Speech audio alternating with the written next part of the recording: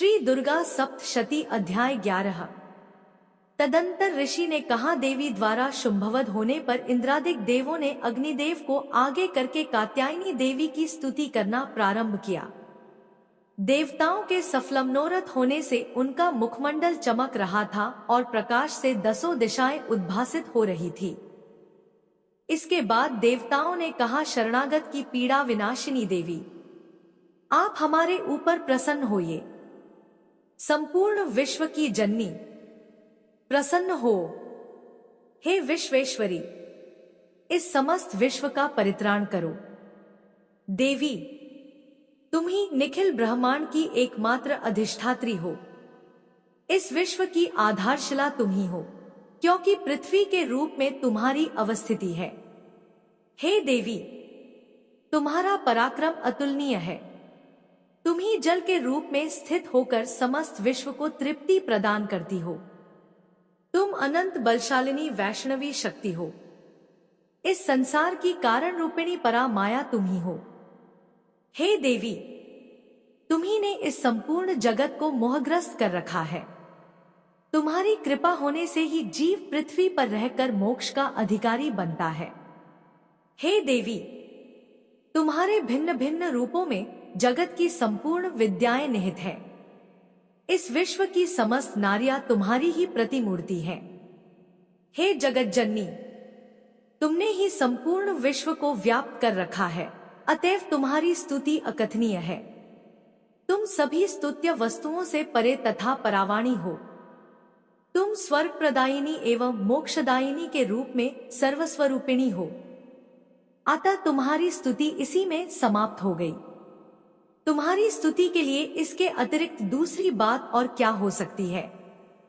प्राणी मात्र के हृदय में बुद्धि रूप से स्थित स्वर्ग तथा मोक्षदायिनी नारायणी देवी, तुम्हें हमारा नमस्कार है।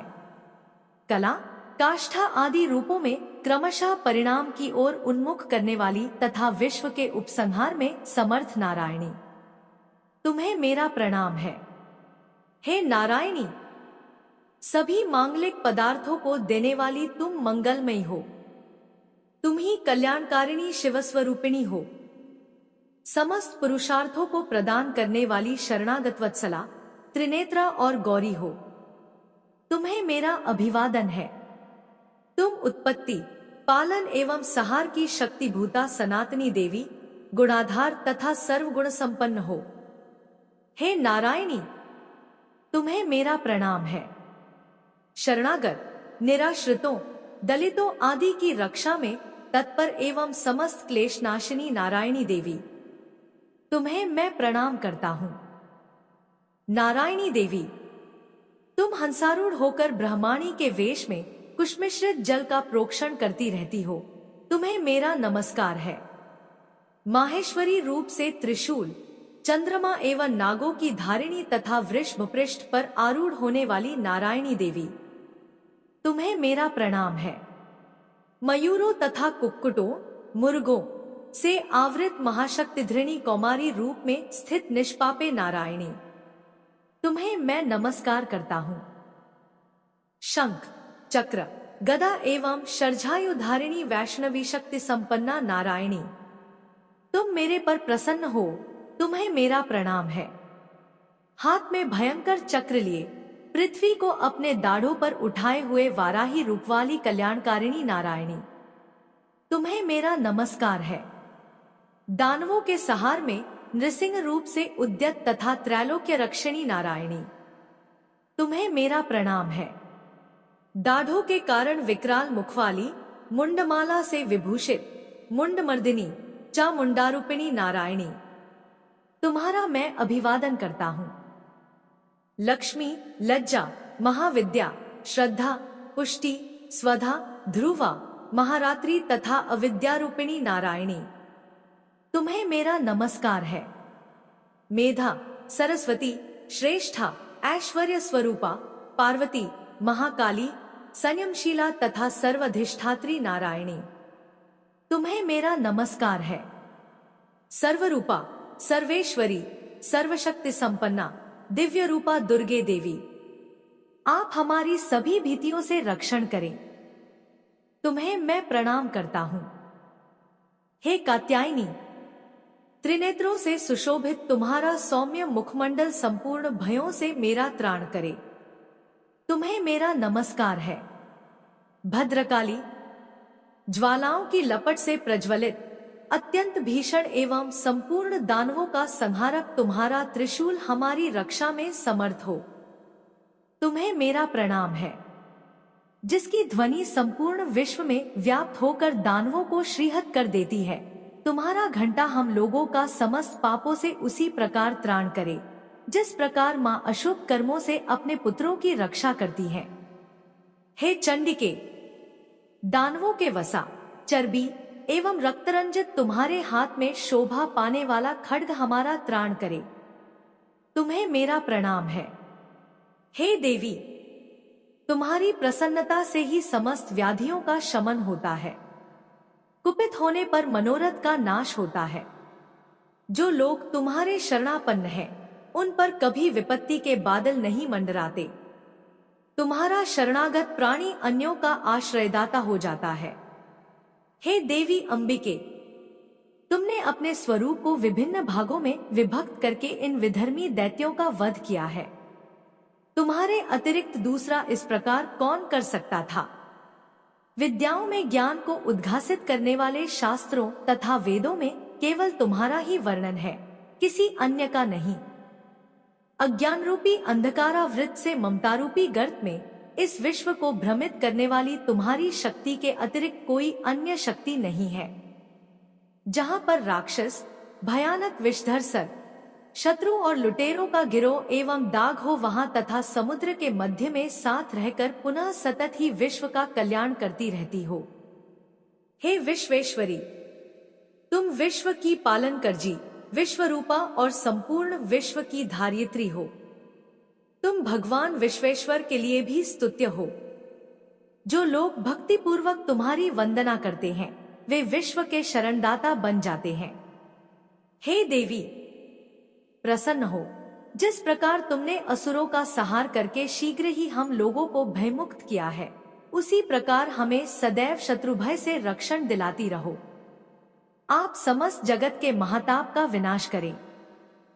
उत्पात एवं पापों के फलस्वरूप उत्पन्न होने वाली महामारी आदि उपद्रवों को शीघ्र ही दूर करें। विश्व की पीड़ा निवारिणी देवी, हम सब तुम्हारे चरणों में नमन करते हैं। हमारे ऊपर प्रसन्न हो। त्रैलोक्यवासियों की आराध्या परमेश्वरी, सब लोगों को वर प्रदान करो।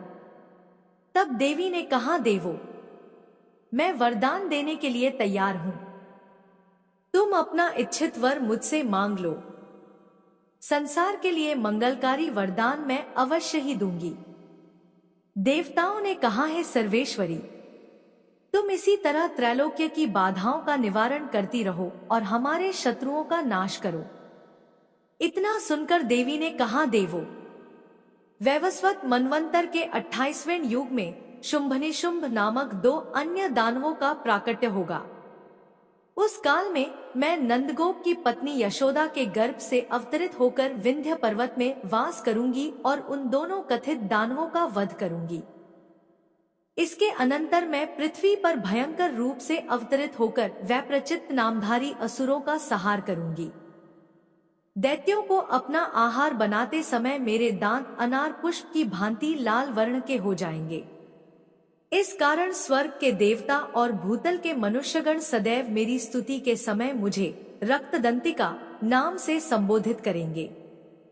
इसके बाद जब पृथ्वी पर 100 वर्षों तक अवर्षण का प्रकोप रहेगा, तब मुनियों के स्तवन से मैं भूमि पर अयोनिजा नामक रूप में प्रकट होंगी। उत्पन्न होते ही मैं मुनियों को शत नेत्रों से देखूंगी।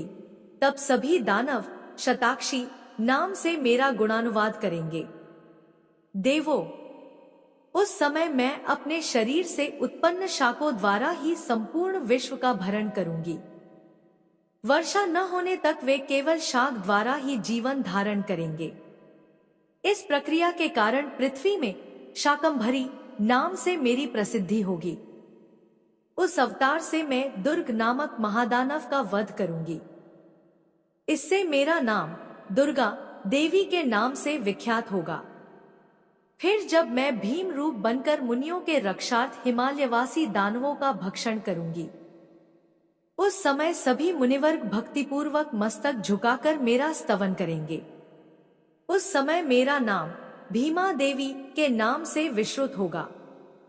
इसके बाद जब अरुण नामक असुर त्रैलोक्य में उपद्रव करेगा, तब मैं लोकरक्षार्थ षटपाद्युक्त असंख्य भ्रमरों के वेश में उनका विनाश करूंगी। उस समय सभी लोग मुझे भ्रामरी नाम से संबोधित करेंगे। इसी प्रकार मैं सदा ही आसुरी उत्पात होने पर अवतार धारण कर शत्रुओं का संहार करूंगी। इस प्रकार श्री दुर्गा सप्तशती का 11वां अध्याय समाप्त हुआ। जय माता दुर्गा। अगर वीडियो पसंद आई तो हमारे चैनल को सब्सक्राइब करें। धन्यवाद।